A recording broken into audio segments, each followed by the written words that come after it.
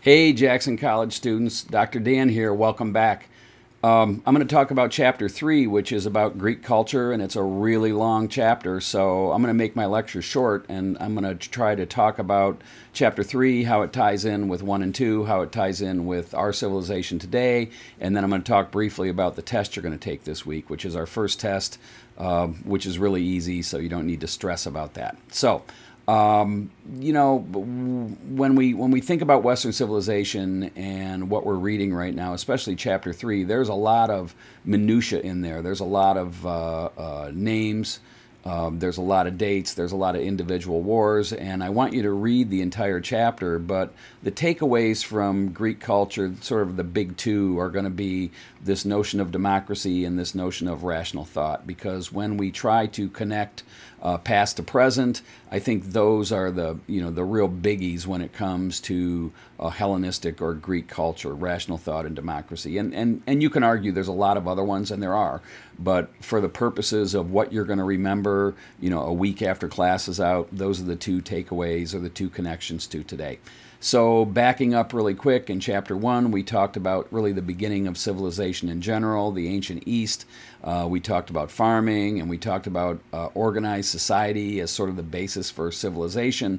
And then we read about Hebrew tribes in Chapter 2, and the big takeaway there as it relates to Western culture is monotheism. So certainly as it relates to Muslim religion or Christian religion, monotheism is important. So that's the big takeaway. If nothing else, when you think in terms of, hey, why did we read Chapter 2, it's about monotheism and prophets. So that's sort of the first two things and how they connect to present. Now we're getting into Chapter 3 about Hellenistic or Greek culture, and as I told you, it's a really long chapter, and I don't want you to get too tied up in all of the little things because it's the two biggies, democracy and rational thought, that we need to think about. So first of all, I think on page 39, I'm glancing at my book, the beginnings of this talk about democracy, Athenian democracy, that's important. This notion that the people have a voice in government or how they're governed,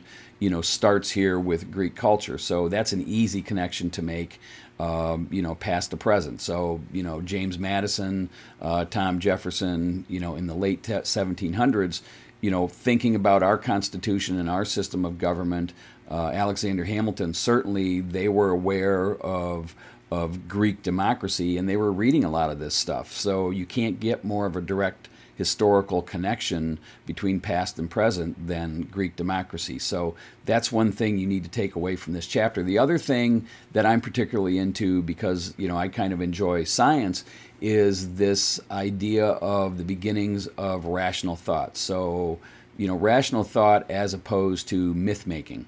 And one of the examples given in the book, and I think it's on page 48, is this notion of earthquakes.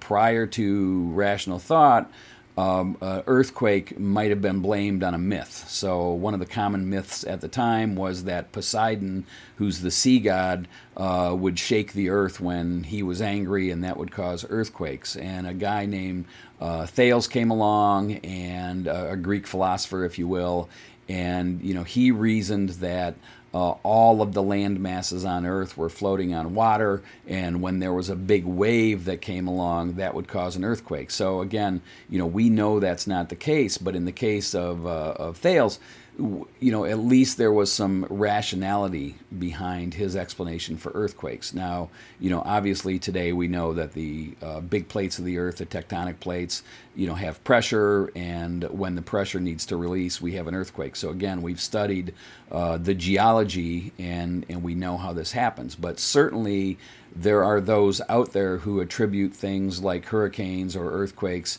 to sin or sinful behavior in our society, and that's okay. There's probably no right or wrong, but I think most of us in Western culture think about rationality. We know why it rains. We know why there are tornadoes.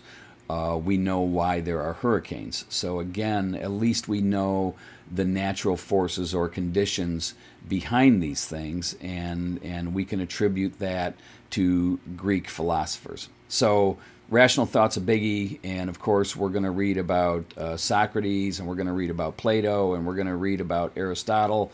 Those are important guys to know about because of their position on reason and their position on why things happen the way they do. So, those are important.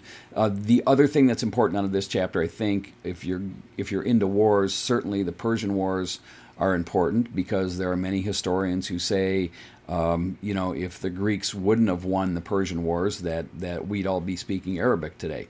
Again, so whether there's a direct connection there or not, that's up for you to decide, but there are these different interpretations of looking way back and saying, okay, this war was decisive to influencing Western culture. So read about the Persian Wars. It's interesting. I'm not sure which page it's on right now, but when you go through chapter 3, you'll see it. So there's a whole bunch of stuff in chapter 3, but just remember the two biggies: democracy, rational thought. As far as the test is concerned, it's real easy. It's 10 questions. It's multiple choice and true and false.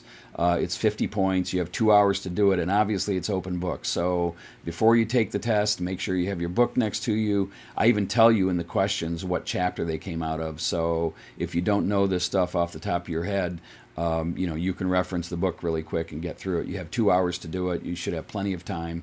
And it's pretty straightforward. So I know this is a long week because it's a really long reading, and you have the test this week, but you'll get through it. No need to stress about that.